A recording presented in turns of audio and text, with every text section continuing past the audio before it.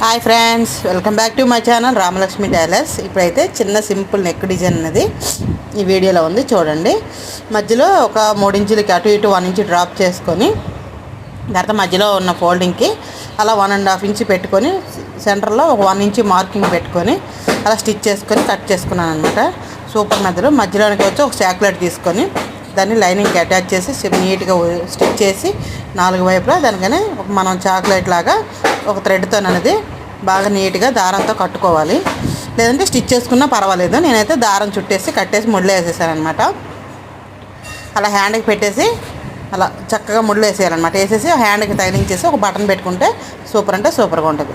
Video నచ్చితే like చేయండి, share చేయండి, సబ్స్క్రైబ్ చేయండి. ఓకేనా ఫ్రెండ్స్?